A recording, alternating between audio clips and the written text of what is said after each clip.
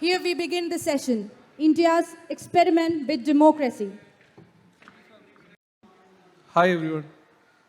It's my pleasure and honor to moderate a session with such a superstar of elections in India.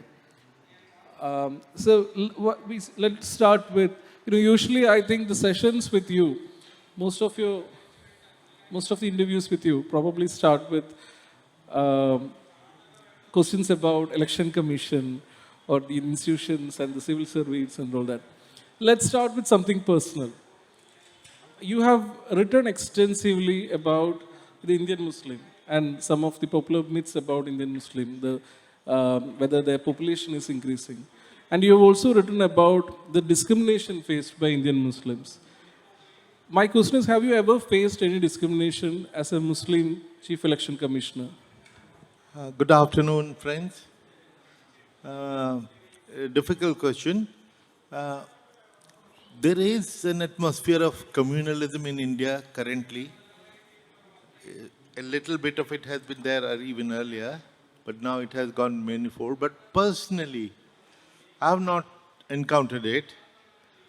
In fact, I have got all the glory from the hands of Hindus and a few brick baths from some Muslim when I was holding Punjab Waqf Board administrator post. So therefore, at least I'm very happy. And I have very often said that India is secular because Hindus are secular. You know, when partition took place, Islamic State Republic of Pakistan was created. India could have easily chosen to be the Hindu Republic of India, Bharat, but they did not. The Constituent Assembly, with 94% Hindus, unanimously adopted secularism. And 5,000-year ethos of India is secular. Of course, for electoral interest, polarization is working to some people that want it, and they are building it. But I think it is basically an electoral creation.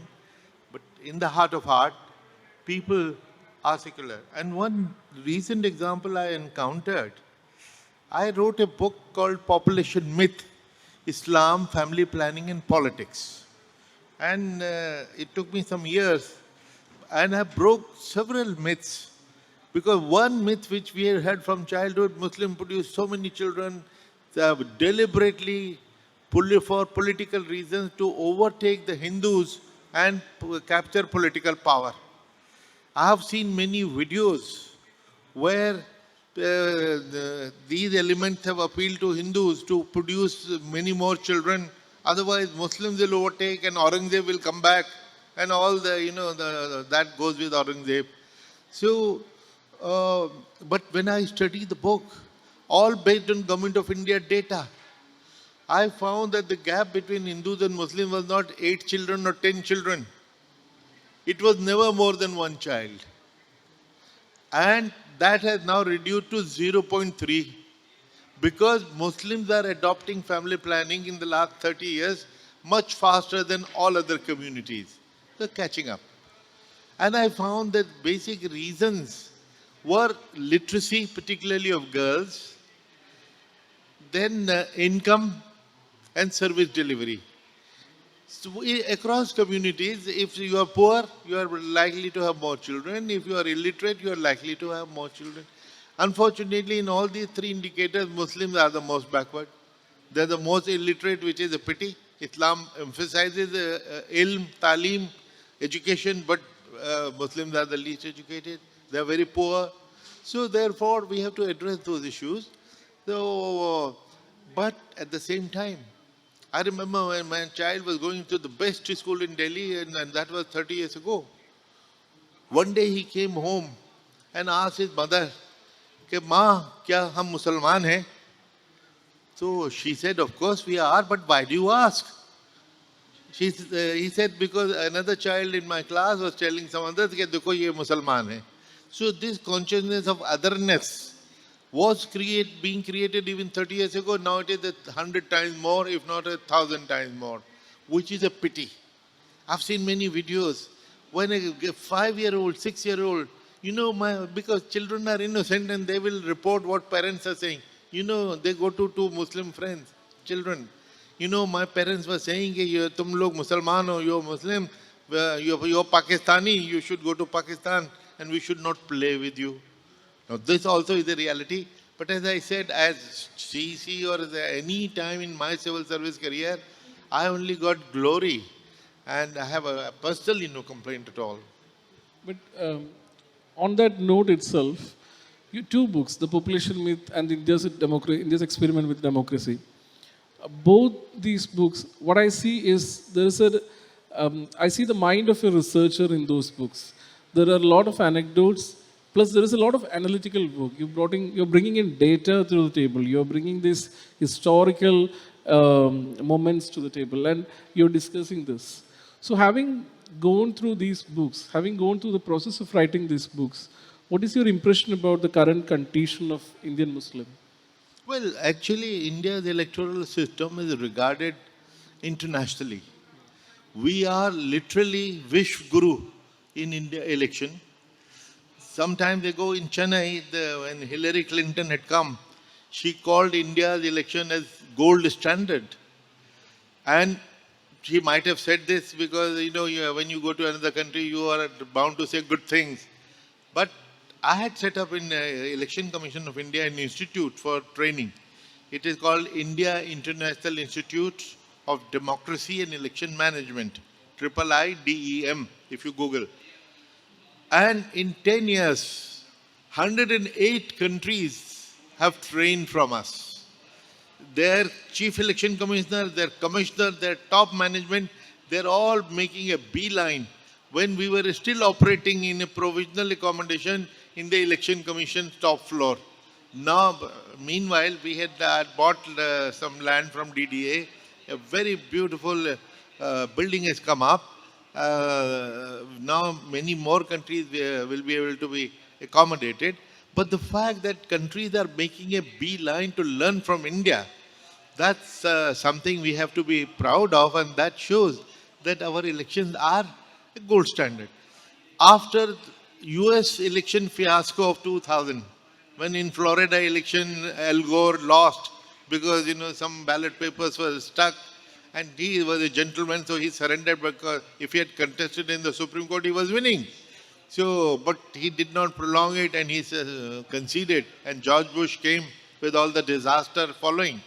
So, but many Americans have told me in half joke and half seriousness, why don't you come and conduct our elections?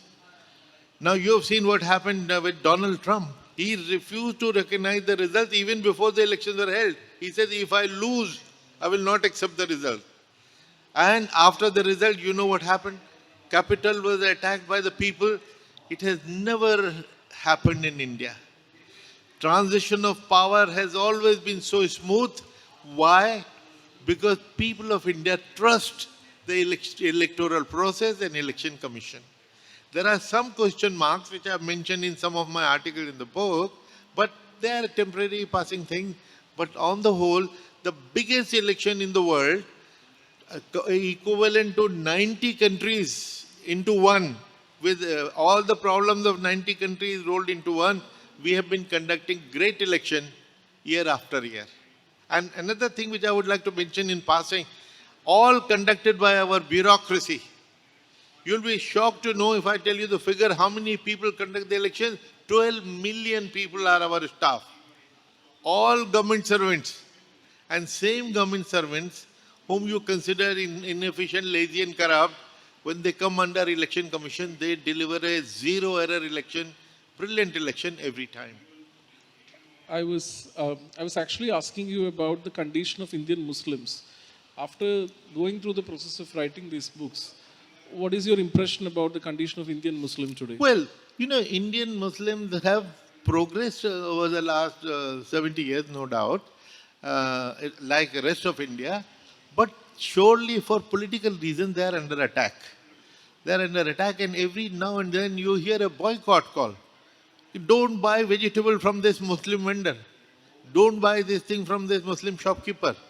Now, they should realize, and if you link it with their claim on population explosion, so if he becomes poorer, that sabzi wala, if he becomes poorer, he will go and produce more children.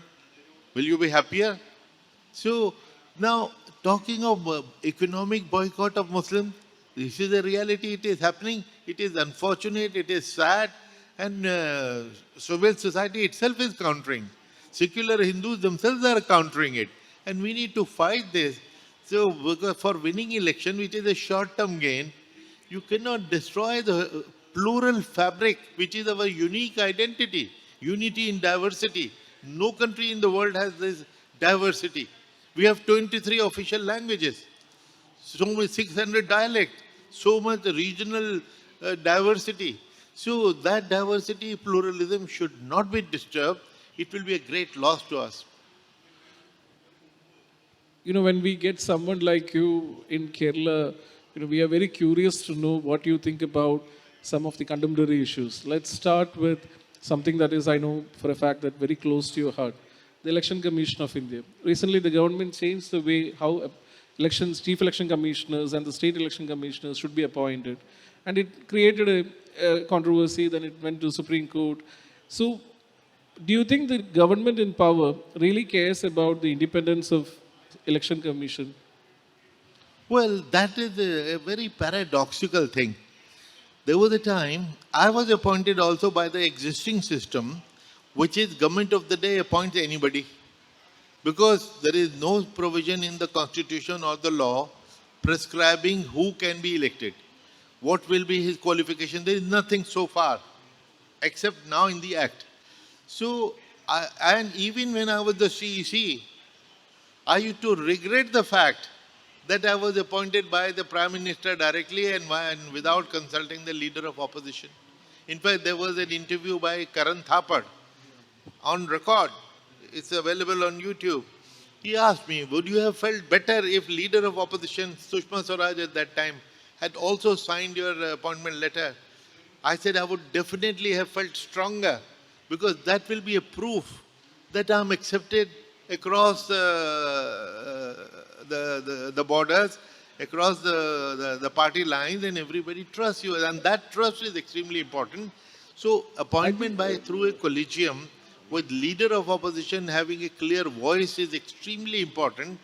And that is what Supreme Court suggested, that you should make a law, and till you make a law, there will be a collegium, which we are used to already. We have that same collegium working for Chief Information Commissioner, Chief Vigilance Commissioner, Director CBI. So they said use the same collegium where Chief Justice is one of the members, Leader of Opposition is one member, and Prime Minister is the chair. Now, in compliance of the Supreme Court order, government has passed an act and they have set up a collegium. And that collegium is a total irony and paradoxical. This collegium will have Prime Minister, his nominated minister, and leader of opposition, which means sitting here today, now all of you can guess it is 2-1 already. So the role of opposition leader has been made 0 already. So this is a bogey. And it has already gone to the Supreme Court back again. A challenge, because the logic Supreme Court had given that there has to be a transparency. This is such an important post which should be acceptable to everybody all across party lines, ideologies, and this is not an independent collegium. 2 ministers, PM and 1 minister, and leader of opposition on the other side. So this is not going to work. I have full confidence. But you never know these days that Supreme Court will get this amended. I'm asking, what does it say about the government which is creating these kind of, these kind of ratios within that collegium? Well, it is surprising when I started with the word paradox. BJP itself was demanding in 2008 and 9 and 10 that there should be a collegium, appointment should be through a collegium. What happened to that thought? So the logic has changed, and the people should remember, anyone should remember, that no party, no PM, no government is there forever. Governments change. So you have to take such decisions in the interest of the nation and not in the interest of your immediate next election. There is also the fact that the government is acting in one way, and which contributes to the which contributes to change the very nature of this institution. Then there is also the bureaucracy which is contributing to things that that kind of creates the change to the very nature of these institutions. Do you think the current chief election commissioner, let's use it that way, because when we talk in general terms, I don't think these are powerful topics to be talked in very personalized terms. Do you think the current chief election commissioner really cares about the independency of Indian elections? What is the Do you think the current chief election commissioner really cares about elections to be conducted in a fair and independent manner? I would like to believe that he does, but One second, sir. The reason why I asked is there were certain instances where it felt like he has one set of rules for the BJP and another set of rules for the opposition. yeah, Isn't it your true? question is absolutely right. The fact that questions have been raised in the last few years about the neutrality of the election commission, which never happened earlier. For 70 years, we were all appointed by the government of the day. But once appointed, we maintained a distance. I was appointed by the Prime Minister unilaterally without asking anybody, by the Congress party.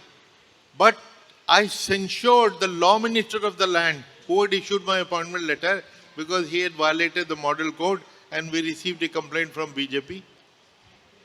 So we rise above, the fire. We don't feel grateful to the government who appointed us, because God appointed you, and Constitution expects that you will maintain arm's length, as they say. You will maintain distance, and Constitution itself says once appointed. For instance, I was in the IAS, had one more year to retire. I had to resign from the IAS so that my relation with the government is cut. Umbilical cord is cut. Now I'm independent. And once appointed, government cannot remove me. So I'm free from the government. And I've made use of this constitutional power, censured the law minister of the land because he did violate. He announced some model code violation, announced concession for the minority, increase the quota when he was campaigning in his wife's constituency. It was a violation. He had to be punished. We punished him. 3 more ministers of the same government were charge sheeted. It's unthinkable now, unfortunately. It was a different government, and I think the current Thapar interview also happened in 2011. I guess it was a different. The current Thapar interview you mentioned before, it happened in 2011 or something, right? So it was a different government back then. Would you agree to have simultaneous elections, which is a big topic now? Well, I have written many articles. Again, this is the book which we are discussing, India's Experiment with Democracy, the Life of a Nation Through Its Elections. It is a collection of my published articles and some unpublished also, besides 2 other sections which have very important data. So, in that, I've included many articles on simultaneous election. There are many advantages of simultaneous election and many disadvantages. I've explained them all because I have always maintained level playing field, fair play. And I said, now what are the advantages? So take it from the point of view of election commission. You voters go to vote for your panchayat, then you go again to vote for your MLA, then you go a 3rd time to vote for your Lok Sabha member. You go 3 times. And machinery, the polling booth is the same. The machinery, the officials who conduct, they are the same. District administration. Security apparatus is the same. Voter is the same. So if you go and if you press all 3 buttons, then you are free for 5 years. This is one dimension. But do you want to be free for 5 years? One MP from BJD, Mr. Mehtab, made a very good statement. Ask the people, what do they want? They want frequent elections. And why do they want frequent elections? Because otherwise, how many times have you seen that after winning the election, the MLA or MP doesn't show his face to the constituency for the next 5 years? You see posters pasted, missing, wanted, that kind of thing. Now, if there are frequent elections, at least they keep coming back to you. That creates accountability and people love it. So we have to see what people love and not election commission's convenience. I will be very happy I conduct one election in 5 years and for 5 years I go and play golf. But my convenience is not the consideration. I'm paid to conduct elections. So even if there are many elections, why not? It is working, it has been working fine. Who complains? Secondly, now if an election is happening in Tamil Nadu, are you bothered? You would not even know that the election is happening. Of course, people in Delhi and election commission will know wherever the election is, we have to be there. But even the neighboring district doesn't know. Even within Kerala, neighboring district having an election, you would not know. So, no, the people's life is disturbed. It is an exaggeration. It's wrong. And then they say because of the model code, the administration development comes to a standstill is also wrong. Why?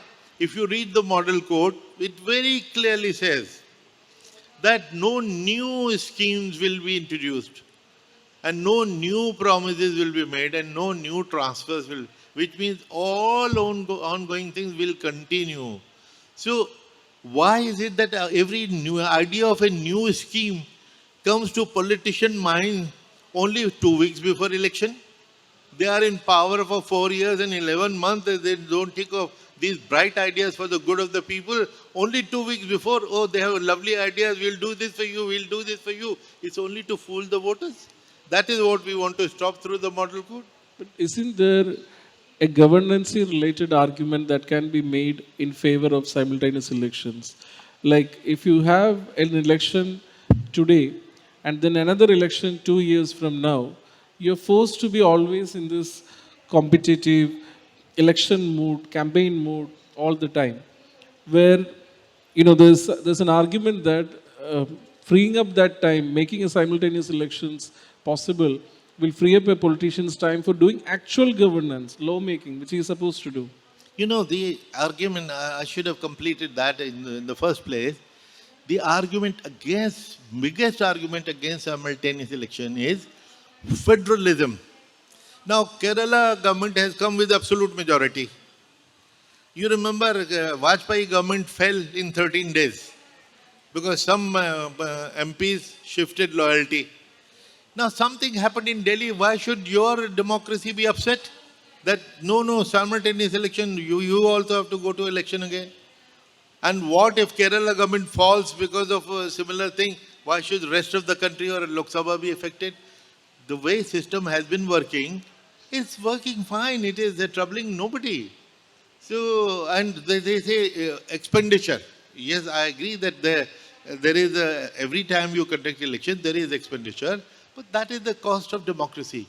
And even that expenditure can be brought down through an alternative route. What is the alternative route? Last estimate was by an organization that 2019 election, 60,000 crores were spent by political parties in the campaign. This is besides 4,000 crores which we spent on election management. So 4,000 crore for the biggest country in the world, the largest democracy, is nothing, peanuts. Now 60,000 crore can be brought down to 6,000 crores if only one reform is done. And what is the reform? The law requires that an MLA or MP candidate cannot spend more than an X amount. For MP, let us say it is 90 lakhs. But your political party can spend 9 crores on you, 90 crores on you. Why? Let there be a ceiling on that also. Same amount, immediately the moment you put a ceiling on political parties' expenditure, it comes down from 60,000 crores to 6,000 crores. Why don't you think of it? UK, from where we borrowed the system, they have this ceiling. We should also have. But they don't discuss these reforms because they discuss only what suits them temporarily for the next election. I wanted to come to that election funding problem because there's the other big polarized topic surrounding elections today is electoral bonds, probably. And both sides have like very solid arguments. One side says, it's legalized corruption. The other side says, electoral bonds are the necessity of the hour. It's kind of creating a law for something that already exists. What is your mind on this thing? Would you have agreed to electoral bonds if you were CEC today? Would you have agreed to electoral bonds? Electoral bonds? Yeah, if you are CEC today. No. Absolutely not. In fact, the day electoral bonds were announced, the next day I wrote an article in Hindustan Times and several articles thereafter, and I have been opposing it because I heard the speech of the then Finance Minister, Mr. Jaitley. I will quote his 3 sentences. One, without transparency of political funding, free and fair elections are not possible.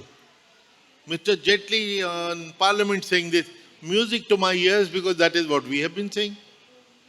His second sentence, that in the last 70 years we have failed to achieve that transparency.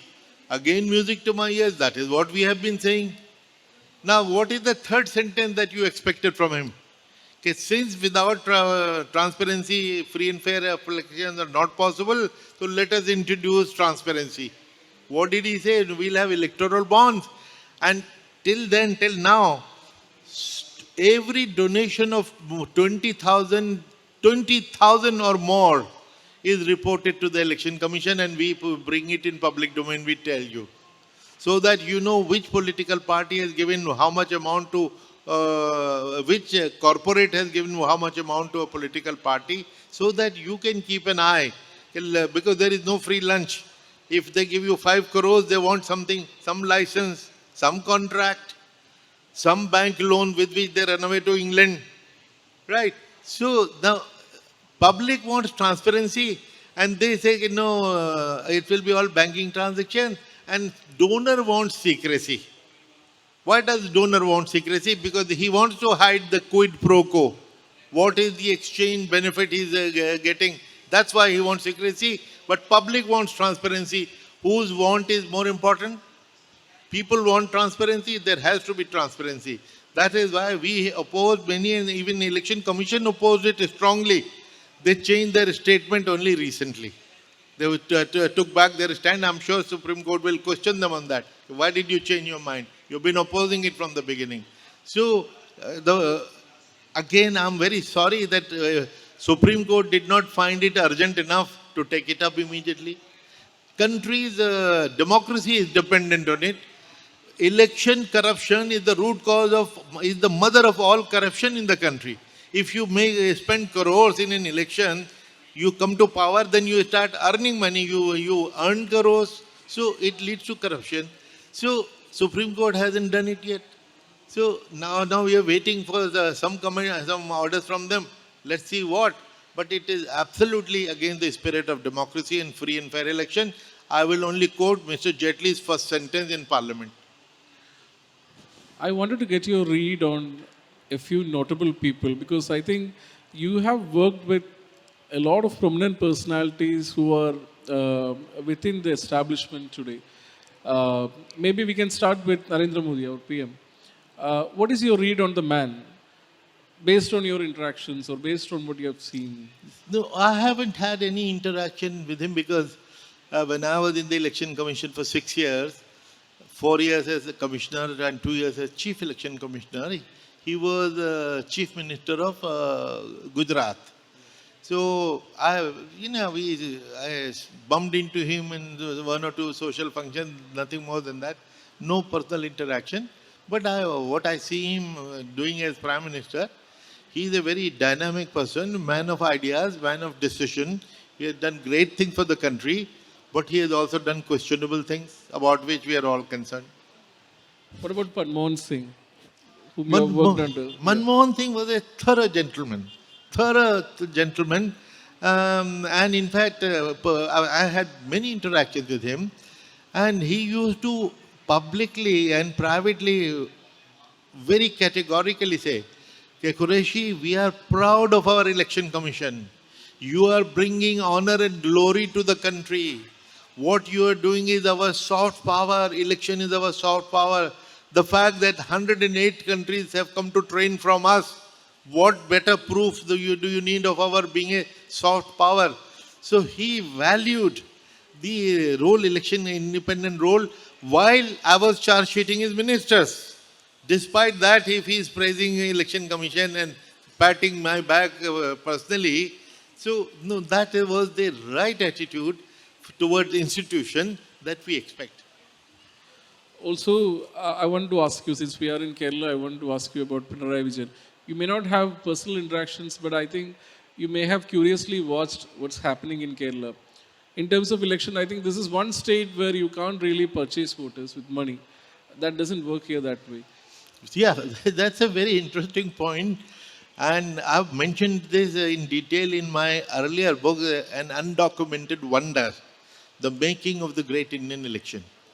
You know, when I took over as CEC and in my inaugural press conference, I gave myself two challenges. One was dealing with voter apathy, particularly young people, they were not coming out to vote. Only 12%, 13%. And women and urban so-called educated people. So I thought I'll deal with that. And second was money power. So and these were the two challenges I gave to myself that I'll deal with them. So when I started working on it, what was your question exactly? I was asking about your read on Pinarayi Vijayan and in general about Kerala's way of conducting elections. Now I remember. So when we were dealing with money power, we see the ground reality of every state, which is different. For instance, when we were doing Kerala, Tamil Nadu, and Bengal elections at the same time, they always happen at the same time. We do the Kerala and Tamil Nadu in one phase, and Bengal in 7 phases. They are equal size states. Why do we do them 7? Because in Bengal our problem was bombs and guns. In Tamil Nadu our problem was money. So problems were different, so we had to deal with them differently. So we had a long meeting with political parties and they all agreed that money power is a big problem, big problem, big problem. Next day we came to Trivandrum. We called the political parties and discussed the same problem. They said, "Sir, we have no problem of money power here." We were taken aback. They said, "Why do you have no problem?" Because they say Kerala voter is very enlightened. They cannot be bribed. And even if you force some money in their hand, they will vote according to what their own decision. Money is not going to influence. So imagine such a long border, 2 neighboring states with 2 different attitudes. So Kerala actually is the most enlightened state in the country, and this is a big proof. And another thing, many of the experiments which we did in Election Commission, we chose Kerala because for our pilot projects. Kerala, sometimes Goa, because Goa is small, Kerala is highly educated. So Kerala's contribution to India's democracy, if you going to, a book can be written on that. So the country should be proud of Kerala's contribution. So first of all, the most literate city, most literate state, and the best performance in family planning, all communities. So in many ways, Kerala is a role model. Many of the problems that we discussed so far, I think one of the common themes underlying all this thing is the kind of marriage between criminalism and elections in India. The way criminals get into the role of politicians and the whole money mafia takes over the establishment. Yeah, actually, one of the continuing concerns is criminalization of politics.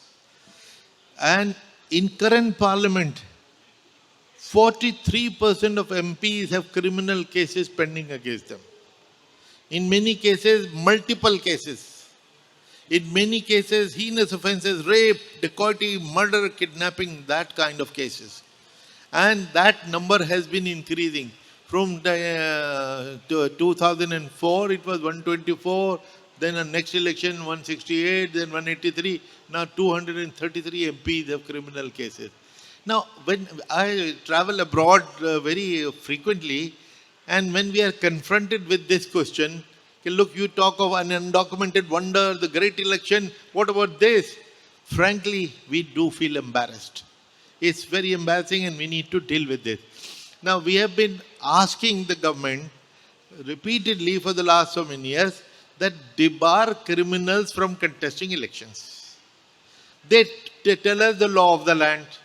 What is the law of the land? That there is presumption of innocence.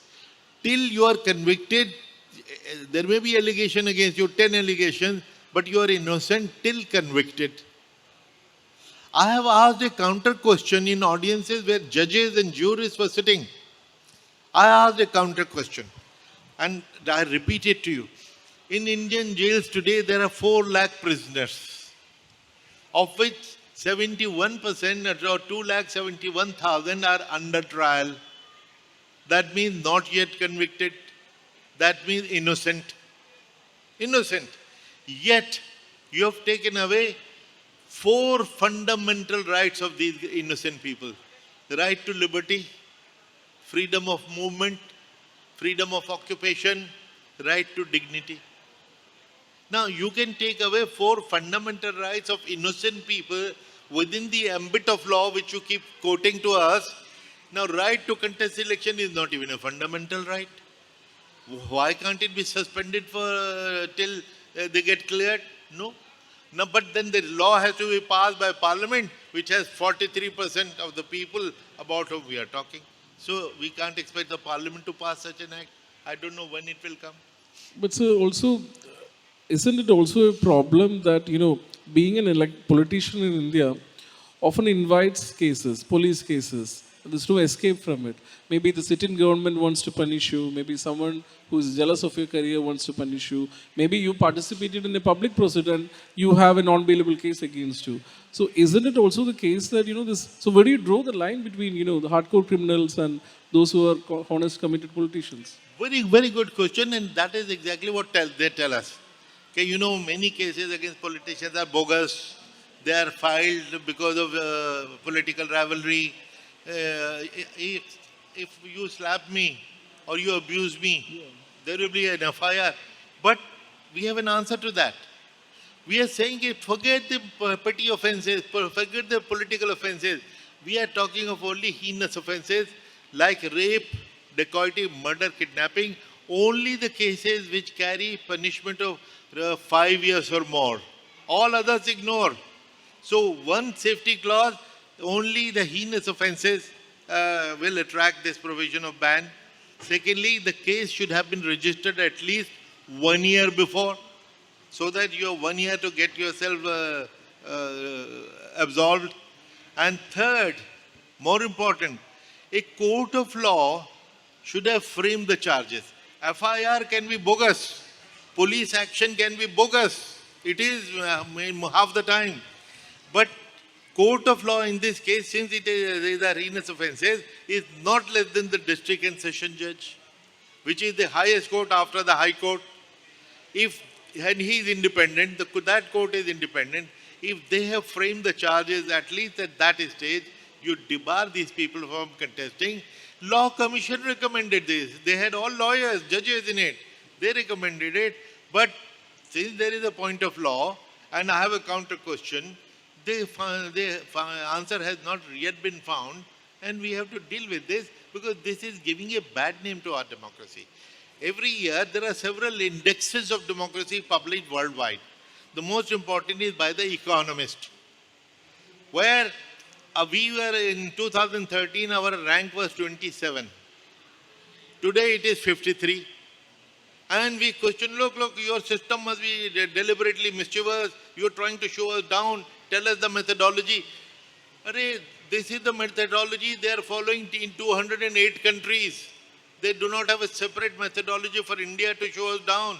So, but because we don't want to admit, and in fact, when I was writing my book, An Undocumented Wonder, towards the end, I came across India is being regarded as a flawed democracy. FLAW, flawed democracy in economies. Like every patriotic Indian, I was also very angry, very upset, had the same reflex action. Oh, must be a Western conspiracy. But then I studied why we are low in their ranking. Exactly the things which we are concerned about. Political corruption, don't we talk about it? Female participation only 7%. Are we not concerned? Female 300 million, 30 crore people is still illiterate. These are the things which are bringing down India's ranking in democracy. So how can we blame anybody? These are the faults which we need to address ourselves. We are concerned. So therefore, we have to take these things very honestly and in the spirit of introspection, instead of just condemning them. Okay, look, this is no, we are only used to getting everybody saying, wah, wah, wah, wah, wonderful India, wonderful India. It doesn't happen like that. The whole world has a right to have a free opinion about us. And why the world? We in the country have a right to have a free opinion. If we don't like something in the government, we have a right to express it. Why should we be considered anti-national or anti-government for voicing our concerns on these issues? Actually, it's great you mentioned about the women question there. It's something that I wanted to ask you about. Like you said, there are only few percentages of women who are going to the polling center when it's voting day. Except in cases, states like Kerala. This is the exception. But in most parts of India, women generally don't vote. And it's closely linked to their development, their economics of functioning, the way they live. So isn't it, like, how do we solve this? I mean, it'll be a cliche to ask, like, how do we solve this? But what can we immediately do? Maybe for the next election, we are, like 4 months or 5 months away from the next election. Yeah, that's a very important point you raised about women's participation. I think one to add, sir, like, the problem that I see personally is we tend to see this as events. Like, for example, on election day, the voting percentage of women come down. The media will have a debate saying, election percentage is down for women. We don't see the process behind it. The process was happening 4 years. Now you have raised two important issues and allow me to answer both and remind me if I forget one. Sure. I'm a forgetful guy, old man. Now first is about women's participation. My PhD is in gender studies. So when I went from Department of Women Child Development and through various posts to Election Commission, the first thing I did was to do a gender analysis of voters. And we found that registration of women voters was much lower. The gender ratio in India at that time was 927. 1,000 men, 927 women. So in the voters also there should have been same ratio. We found only 800 women were registered. 750 women were registered. I immediately, although I was the junior most in the election commission, I was the youngest commissioner. But I brought my PhD and my gender sensitization with me.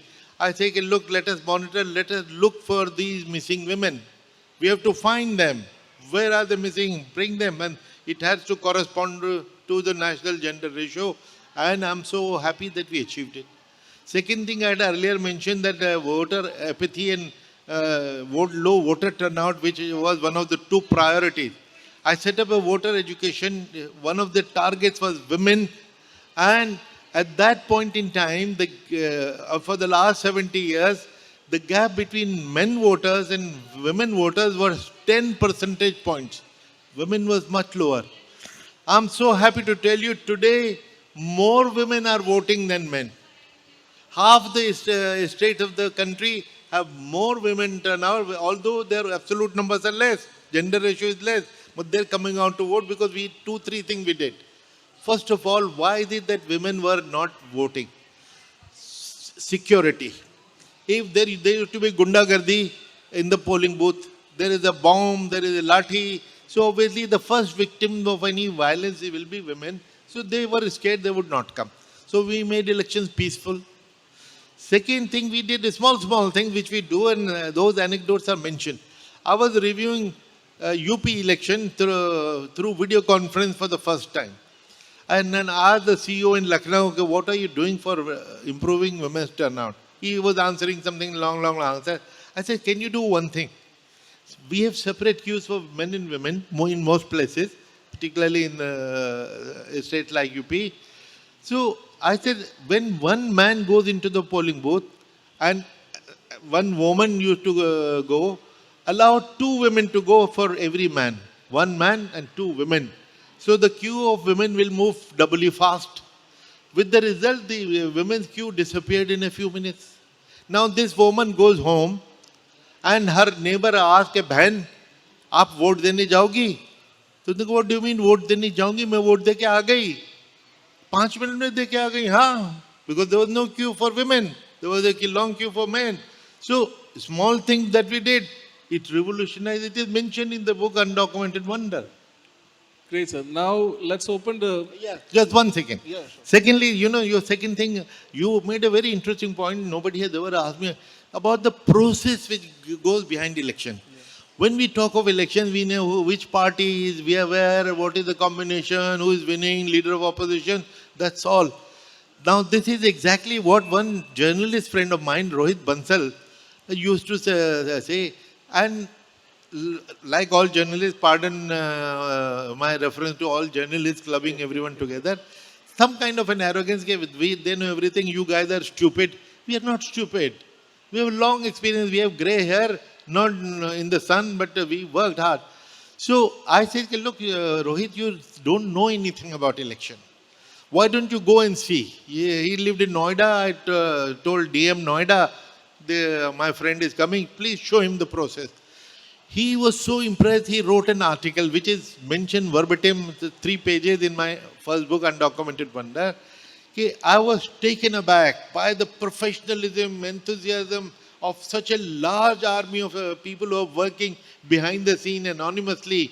And I have come to the conclusion that India's election commission is the most self-effacing organization, and India's election an undocumented wonder. So the title of my book I borrowed with his permission from his writing, because when he saw the process, 18 to 12 million people work hard for the election, and you only discuss the political parties and the winners and the losers. You don't know the team which works for it. Got it, sir. I mean, I didn't mean it to be any kind of disrespect towards the force that conducts Indian election. And as of, journalists to be less arrogant, I think you'll have more success with asking children to eat vegetables. Let's open the stage to the questions. Any questions from the audience, please raise your hand. You'll be given a mic. I think we have time for 2-3 questions. Thank you, gentlemen, for such an insightful conversation. Mr. Quraishi, it's hard to change the habits of grown-up people. So do you think to strengthen the democracy, there is merit in helping young children understand the nuances of what you're talking about? Your kind of book, for example, in your experiences, can they be written in a manner that is more tutored towards, more created towards the younger children, for example, in schools? Because the more we create these conversations with younger people, the more the longer-term foundation of our democracy will be stronger. Very, very good. I'm glad you answered a question which is very dear to my heart.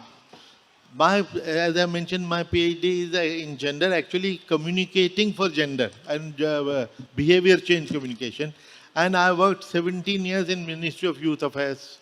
So youth and women were my target. And we found that only 12% youth were registering as a voter. And out of the registered people, very few were coming out to vote. So we said we will deal with this, we'll address it. So we hired professional agencies in every state before every election.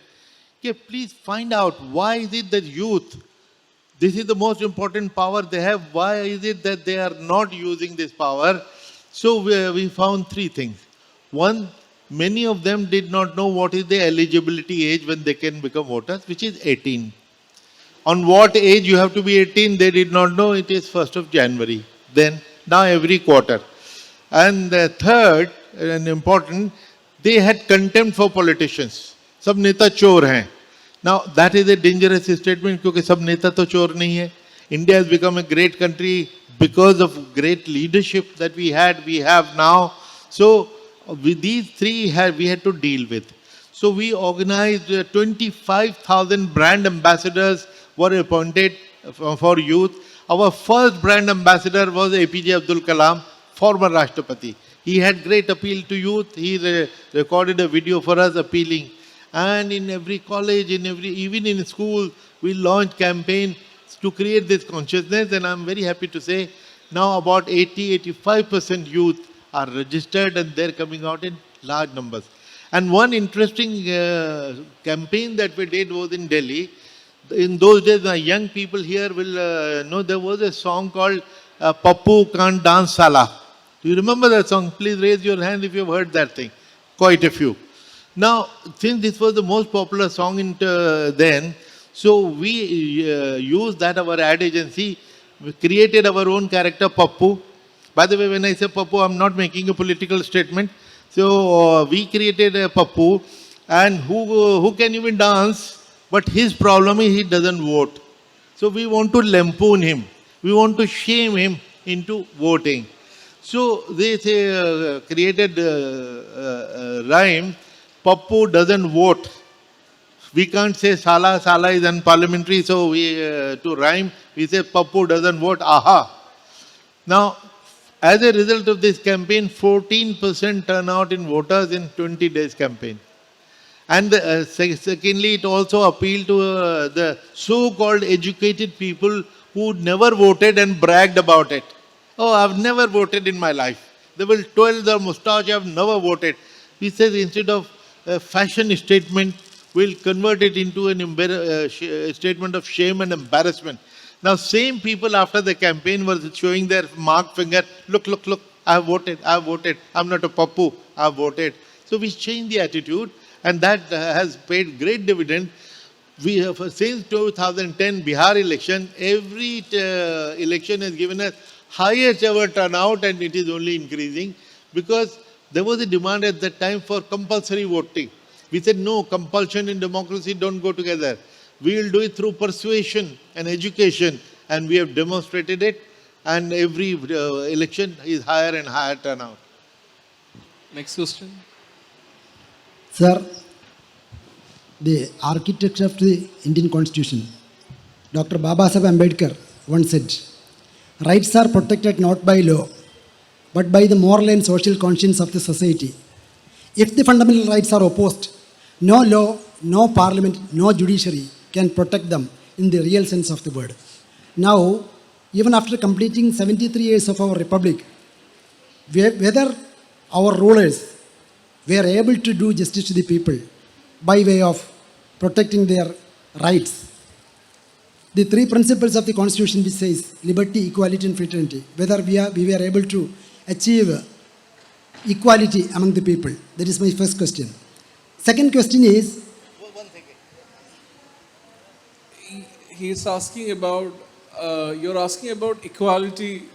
Have we created whether equality? our democracy was a failure or success in providing its people equality, justice, It's and a liberty. very general question. Yeah, he's general asking question. you. No, I think instead of Sir, asking... one more question, please. No.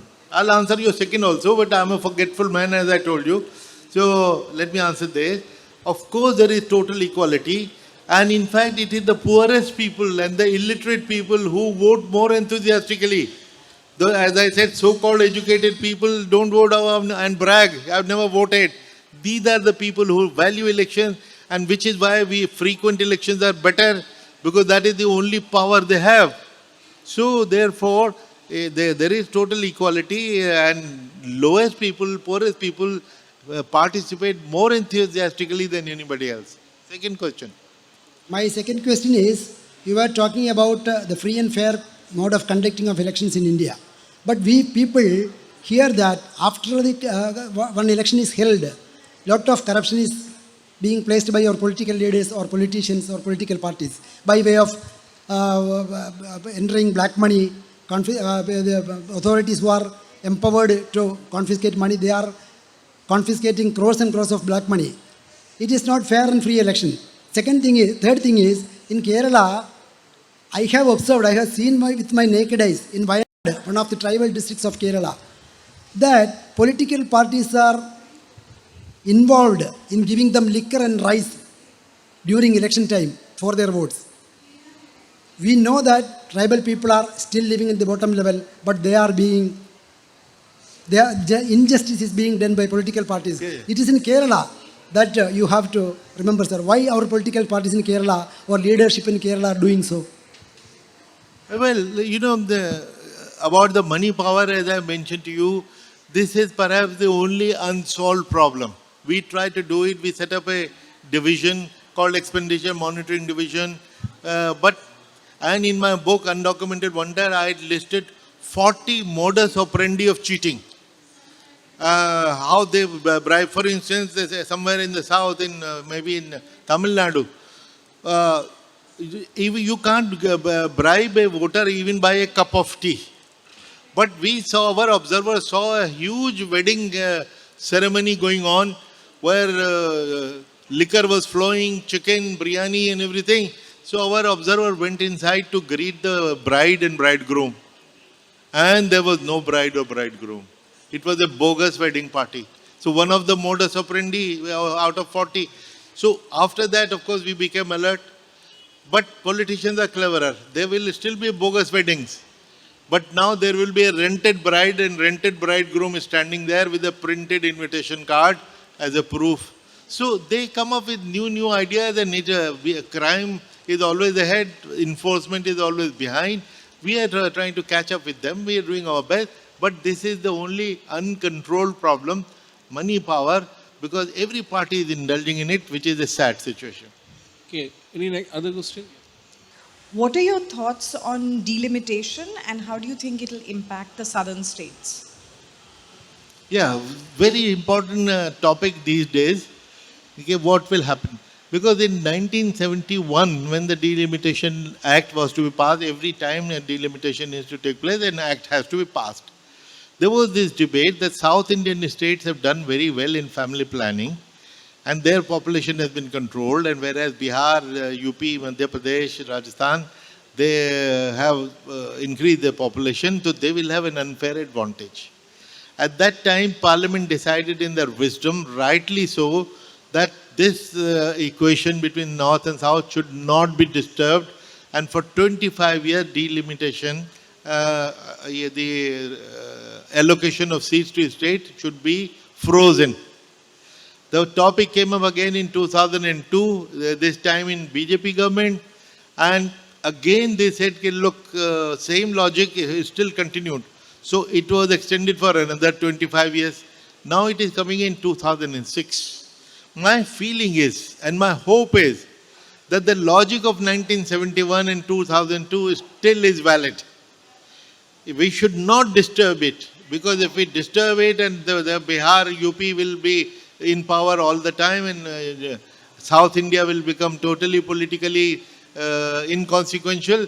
So my gut feeling is that they will have to extend it, because the logic continues to be the same. Sir, one last question. Here. Yeah.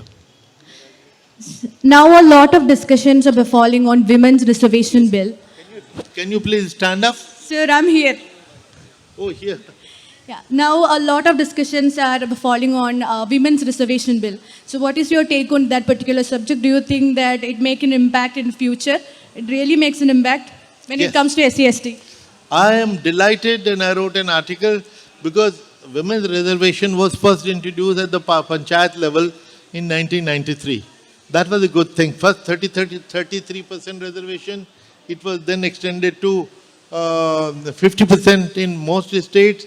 That was a good thing. Of course, people made fun that the husband of the sarpanch will be called the shots, but it may be temporary phenomenon. Women will come into their own. That was a very positive thing, and I'm so happy that this bill has been passed finally, and I welcome it wholeheartedly, and I welcomed it, and I hope by 2029 election, this will become a reality. Any other questions? एक पीछे लंबा हाथ. Do we have time for? Yeah. 44. Have time for any more questions? So let's wrap this. He'll be available here only. You can ask him questions if you want. Thank you, sir. It was a great session. We learned a lot. We discussed a lot. And I wholeheartedly thank you for this. Please come back to KLF, next year also, so that we'll have more to discuss. Thank you so much, speakers. That was an amazing and informative session as well.